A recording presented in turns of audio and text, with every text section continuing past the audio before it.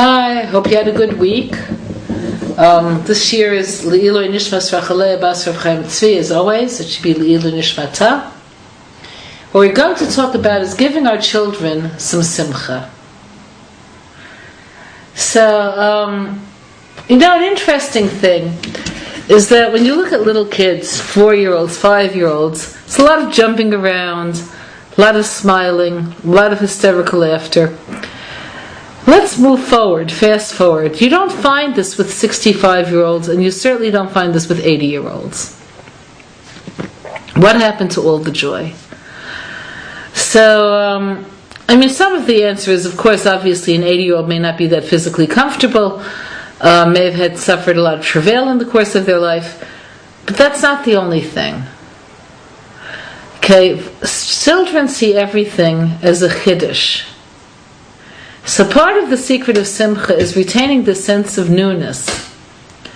So that means that you have to teach a child how to enjoy. So let me explain this to you. So just like for your own benefit, picture yourself in, let's say, a fancy restaurant. Now the only reason people go there is for pleasure. It's not for food. For food you could eat in a much simpler place. So people there, do they look happy? Do they really look happy?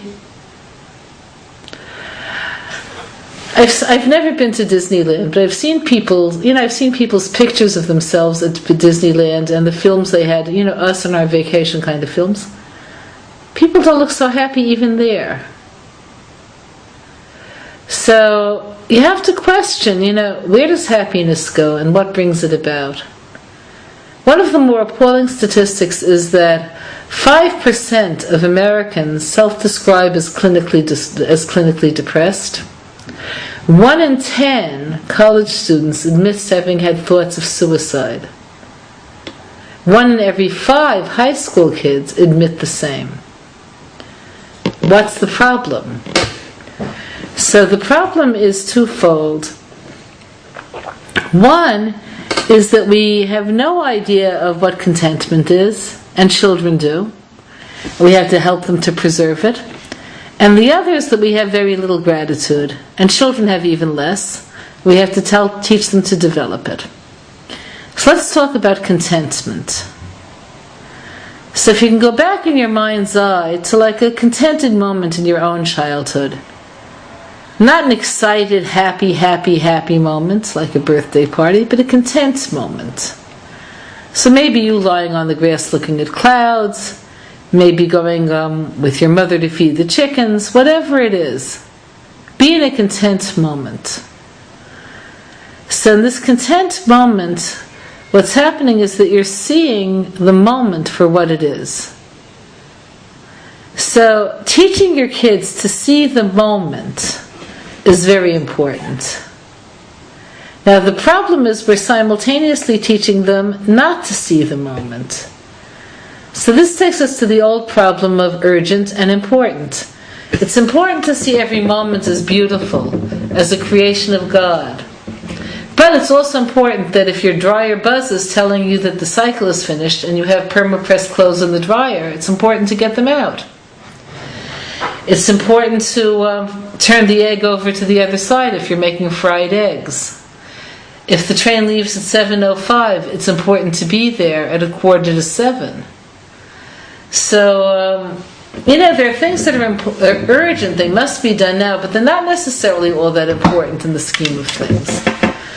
So the first thing you have to teach a child is that the child see the difference between urgent and important. So one of the ways that this takes place is through them noticing, teaching them to notice what's important. Wow, you made such a beautiful card for Aunt Celia. I bet she'll never forget it. That was a great ice cream, but you know what we won't know about it tomorrow? Only the calories, that's the fatness. Okay. So you have to teach them, they have to teach them this because they don't know this intuitively. You have to teach kids gratitude. So how do you teach gratitude? So first let's understand this for ourselves. Nobody has joy unless they feel grateful. So the problem is as follows. We all feel lacking. Hashem made us that way. So the simplest lack to sort of satiate is the desire for food. So we eat, now we're satiated, but we don't sit back and experience contentment. We just go on to the next thing. So a baby is born with absolutely no sense of gratitude. They take everything for granted. So I'm sure you've seen this. The baby wants a banana. So you give him a banana. He eats one bite. Throws the banana away. Now he wants the apple. Okay. There's no gratitude. So if you want your children to have simchas chayim, you have to teach them gratitude.